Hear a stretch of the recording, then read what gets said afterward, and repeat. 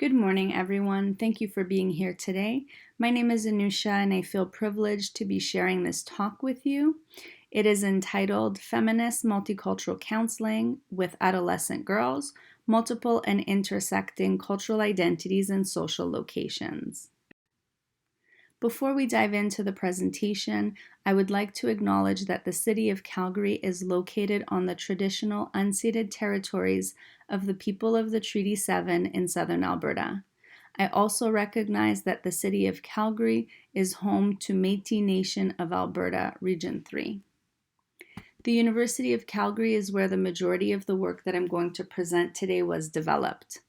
However, I have recently transitioned to the University of British Columbia, which is located on the traditional ancestral unceded territories of the Musqueam people. It is not lost on me how many willing and unwilling sacrifices have been made for me to be here today, so I would like to express my profound gratitude to our ancestors, both far and near. I also am recording this talk on Saturday, November 14th, one month before it will be presented at the ICP conference, and it also happens to be Diwali, which is the most prominent Hindu holiday. So I feel like it's an auspicious day to be sharing my work with you, and again, I thank you for being here. Also, before we begin the presentation, I would like to thank ICP for the invitation. I am happy to be sharing the contents of a paper which was awarded the Early Career Research Award at the 2018 convention in Montreal. This is a paper that became a book chapter in a textbook entitled Counselling in Cultural Context, Identities and Social Justice. When I received the award, Dr. Chin was the president of ICP. And not only was this a great moment in my career, but I also had the privilege of interacting with Dr. Chin a little bit at the conference. I really cherish that memory, and I know that many of her friends and colleagues are here today, and they are remembering her fondly.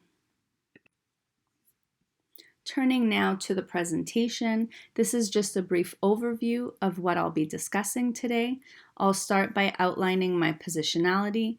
I will then provide a brief overview of the feminist and multicultural principles that guided my work, along with the culture-infused model of counseling that informed my work.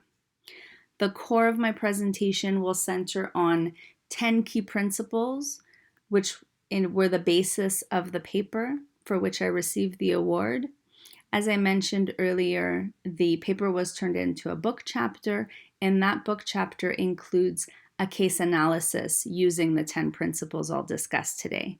Unfortunately, due to time limitations, I will not have time to go into the case. However, if we have some time during the Q&A, I would be happy to discuss that.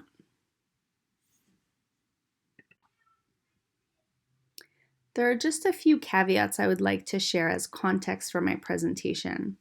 As I mentioned earlier, the paper I'm presenting today later became a book chapter in a textbook focused on clinical practice.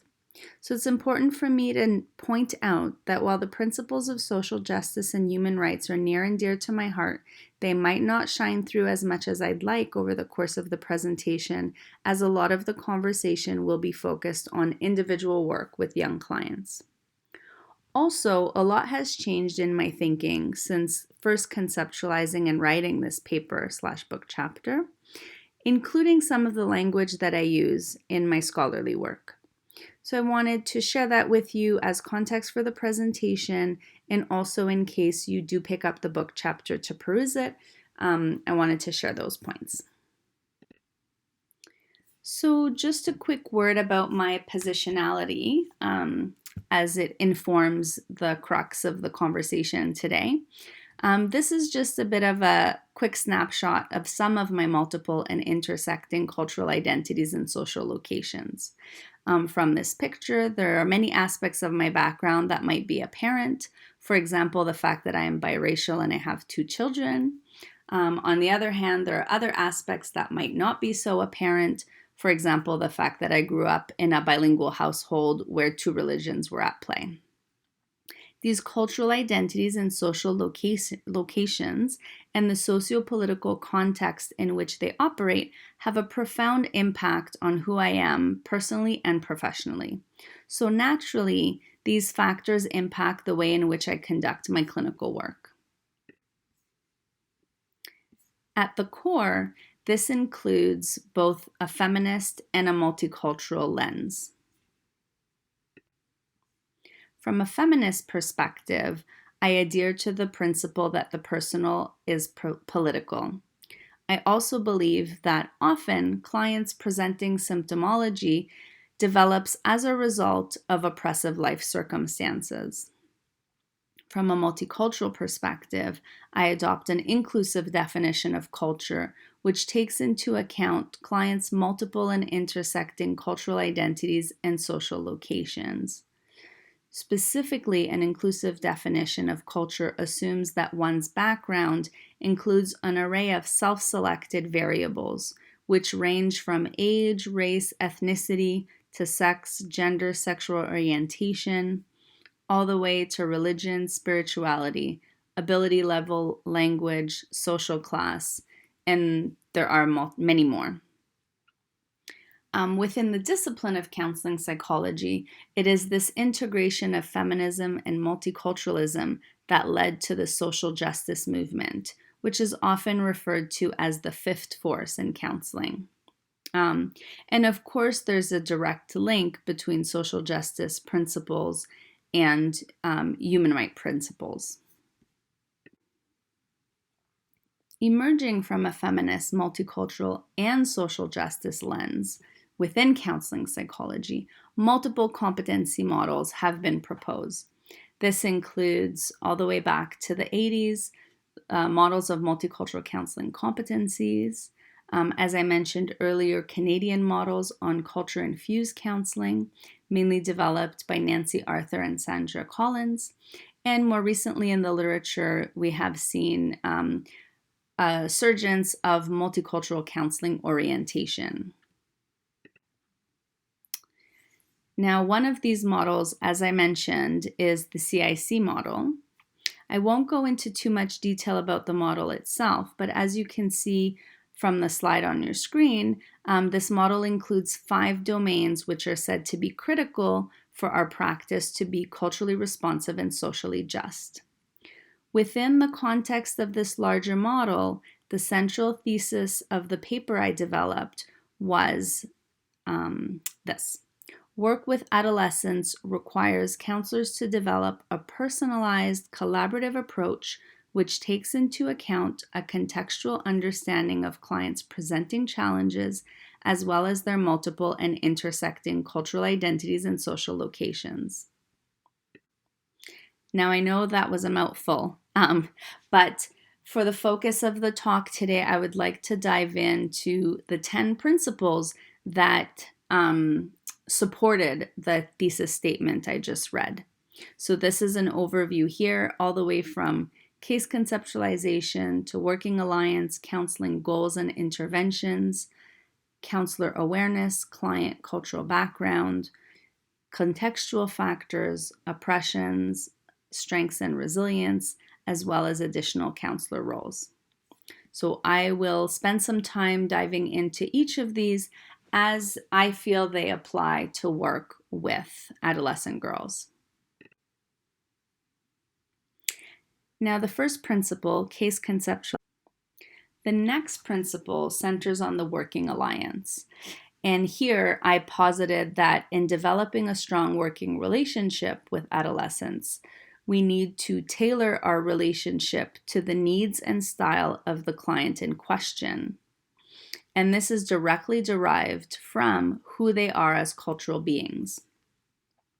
I think that it's important to individualize our approach when building a working relationship, particularly with young girls. And this means going beyond the use of our basic micro-counseling skills to build a relationship.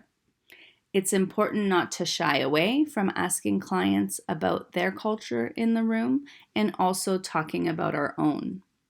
This requires an openness to allowing our clients to self-identify the cultural identities and social locations that they deem important, as opposed to making assumptions based on what we might see in the room. From a feminist perspective, it can also be helpful to empower our clients within the counseling relationship, being mindful of how and when to best use this strategy. The next principle I focus on in the paper is that of counseling goals. And what I state here is that counseling goals should be developed collaboratively between counselors and their adolescent clients, keeping in mind that the concept of collaboration will shift depending on cultural context. Essentially, this principle is about deciding where to start. While it is nice to think that we should be setting smart, collaborative goals with our young clients, it's also important to remember that the concept of collaboration is a Western one. So we might need to shift our approach depending on our client's relational style and preference. What we also need to consider here is that the agency's mandate, for example, a session limit or a specific assessment process, might not quite meet the needs of our clients, and so we might require some advocacy at this stage in order to accurately set and meet the goals of our young clients. The next principle focuses on interventions, and here I state that counselors should select interventions that are tailored to the needs and presenting concerns of their adolescent clients, and again, which are directly derived from their cultural identities and social locations. This means that it's critical for us to assess whether the approach and specific interventions we're using are in fact congruent with our clients' worldviews. This also means working hard to stay away from generic interventions in our work, as clients can often feel when something is not personalized to them. The next principle centers on counselor self-awareness. Now, I really should have started with this principle, as I believe it represents the foundation to our clinical work. In the paper, what I state is that counselor self-awareness is critical to developing a strong, culturally responsive, socially just working alliance with adolescent clients, and this involves an ongoing process of reflexivity, which is necessary at all stages of counseling. Now, there are multiple processes that can be utilized to ensure that we are constantly being reflective. I describe some of these in the book chapter. But basically, we want to be clear on areas where we hold privilege in the counseling room, aside from the obvious power dynamic that exists between our clients and ourselves. And we also want to be aware of where our biases and assumptions might creep up in the counseling room.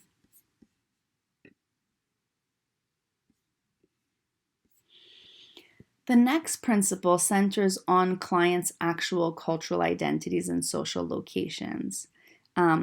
So by thinking about each adolescent client as a unique individual with multiple and intersecting cultural identities and social locations, counselors will be in a better position to understand their presenting concerns. So this is where the inclusive definition of culture comes in, right? Where we want to understand each person as unique and allow them to self-select the identities or locations that are most important to them, as opposed to what we feel might be important to them.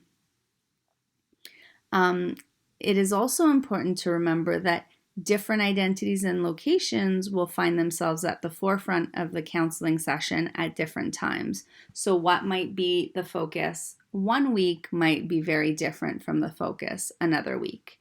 And again, as you can see from the graphic on the slide, culture is about much more than just the factors that we typically think about.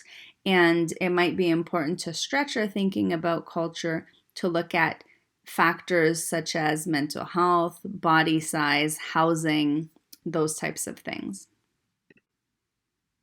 The next principle centers on client contextual factors. And here what I state is the manner in which influential systems, example, the family, the adolescent culture, inform adolescent clients' identities and locations, can provide us with critical contextual information. So basically, this principle centers on the close systems in which the clients are embedded in, not necessarily the larger societal systems. Of course, those come into play, and we'll talk about those in a minute. But here we're talking about the systems that are close to the adolescent. For example, their family, their school culture, the adolescent culture in which they're embedded. And while these systems might not always be challenging for the clients, they do provide us with valuable information about the spaces in which they operate and the areas where change might be reciprocal between the challenges they're facing and the different environments in which they live. Next, we turn to oppression, so the larger sociopolitical structures I alluded to a second ago. And here I state that it's important to understand how the sociopolitical barriers that adolescent clients and their families face impact the presenting concern and the ability to engage in counseling. So understanding client oppression does not just mean understanding which areas of their lives they have experienced oppression, but this is where we turn to the larger sociopolitical system and structures in which that oppression is embedded. We want to be able to help our clients alleviate the distress they experience as a result of oppression, but we also want to be engaging in advocacy in those systems to work towards more justice. The next principle centers on client strength and resilience. And here I state that in order to develop a holistic understanding of clients and their presenting concerns, it is also important to focus on their strengths and resilience. Now, understanding client adversity, which was the focus of the previous slide, also allows us to tap into ways in which client strengths and resilience might have been helpful in their lives. So assessing and enhancing client strengths and resilience can be a powerful tool in counseling. It can have a positive impact on progress in counseling and also on clients' well-being. It can be easy to forget to assess strength and resilience, especially when clients are coming in because they are facing so many challenges in their lives, and or when their parents are urging us to help their children because they are suffering. But I cannot reiterate this enough. It is important to start reframing some of our counseling conversations so that we can develop a more holistic understanding of our clients. And this includes having as good of a picture of strengths and resilience as we do of the challenges bringing clients to counseling. Now, the final principle I explore in the paper is that of additional counselor roles. This principle states that in order to help adolescent girls in a holistic manner, counselors must move beyond their traditional counseling roles and actively work in collaboration with other service providers and/or agencies that are involved in the client's lives. This is where the social justice principles come into play so vividly. In my opinion, it's important for us to think about advocacy and other social justice activities as integral aspects of our clinical work. In fact, some scholars, such as Ratz and colleagues, suggest that when we first meet clients, we should be assessing whether or not they in fact need counseling, or if they would benefit more from some advocacy work. So again, the advocacy work might happen in parallel to our counseling work, but there are times where it is actually more important than the counseling work itself. In summary, I would like to highlight how important it is to attend to cultural influences in counseling. This has actually said to improve outcomes.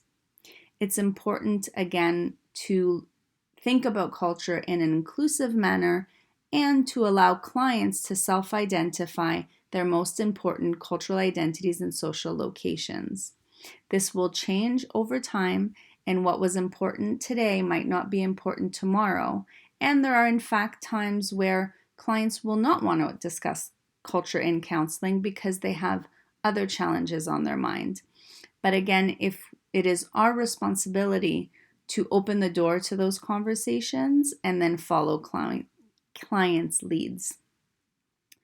As I noted earlier, the majority of the conversation today centered on clinical work, which is very individualized. However, within our profession of counseling psychology, there are multiple other layers to attend to in order to develop a true culturally responsive and socially just approach to our work as a whole. I thank you very much for being here today. It was my pleasure to present this paper, and please feel free to reach out to me via email or on Instagram or Facebook. I would love to continue the conversation. I have included a couple of pages of references here for you. In case you are interested, feel free to take a look at those. I thank you once again for being here. I look forward to our Q&A, and I hope you have been enjoying ICP so far. Thank you. Have a nice day.